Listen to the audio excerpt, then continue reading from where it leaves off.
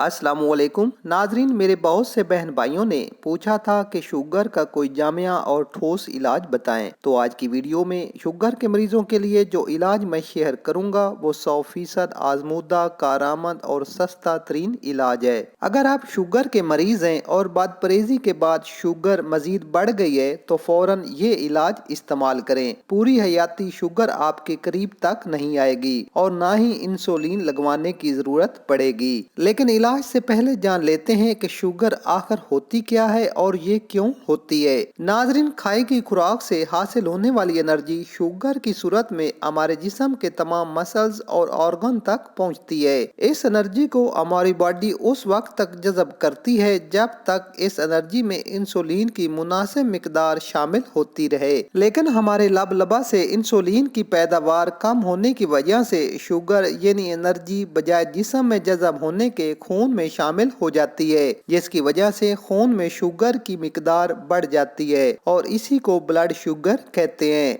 नाज़रीन, शुगर की इब्तदाई अलामात का पता होना भी बहुत ज़रूरी है ताकि इस बीमारी को पहली स्टेज पर ही काबू कर लिया जाए। बार बार पेशाब का आना, प्यास का ज़्यादा लगना, आंखों के सामने धुंधलाहट का आना, थोड़ी सी मुशक्कत से थकावट और पिंडलियों में दर्द का होना, वजन का कम होना और भूख का ज़्यादा लगना, ये सब शुगर होने की इब्तदाई अलामात हैं। अगर आप इन अलामात में मुब्तला हैं तो फौरन मेरा ये नुस्खा इस्तेमाल करें। जामन की गुठली 100 ग्राम, गुड़मार बूटी 100 ग्राम, करेले के बीज 100 ग्राम। ये तीनों चीज़ें खुश्क हालत में पंसार की दुकान से आसानी से मिल जाएंगी। नहीं तो आप खुद भी इन चीज़ों को खुश्क कर लें और बारीक पीस कर सफूफ बना लें। अब इस सफूफ की आधी छोटी चम्मच 1 कप दही में मिलाकर सुबह नाश्ते से पहले इस्तेमाल करें और इसी तरह रात को भी खाने से पहले खा लें। अगर चाहें तो एक ही बार में सुबह के टाइम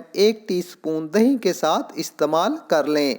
इस इलाज के साथ सुबह फजर की नमाज पढ़ने के बाद सिर्फ 5 मिनट के लिए घास पर नंगे पांव वॉक करें और साथ में दरूद शरीफ को पढ़ते रहें। इंशाल्लाह इलाज और इस अमल से शुगर आपके जिस्म से ऐसे खत्म होगी जैसे कभी थी ही नहीं। अगर शुगर का मर्ज पुराना है तो इस इलाज को मुसलसल जारी रखें और आहिस्ता आहिस्ता इंसुलिन और अद्वियात का इस्तेमाल कम करते जाएं। लेकिन याद रखें, इस इलाज के दौरान सफ़ेद शुगर, सफ़ेद आटे, सफ़ेद चावल और मिठास से एहतियात करें। इसकी बजाय ब्राउन शुगर, ब्राउन आटा, बगैर छना हुआ देसी आटा और ब्राउन चावल को अपनी खुराक में शामिल करें। सब्ज वेजिटेबल्स और सब्ज फ्रूट को इस्तेमाल करें। अगर आपके घर में कोई भी फर्द शुगर का मरीज है तो प्लीज़ एक बार इस मुकम्मल वीडियो पर अमल करके देख लें। इंशाल्लाह दुआ देंगे। नाजरीन, वीडियो पसंद आए तो लाइक ज़रूर करें और कमेंट्स में अपनी राय से लाजमी आगाह करें। मिलते हैं एक नई वीडियो के साथ, इजाज़त दीजिए। अल्लाह हाफिज़।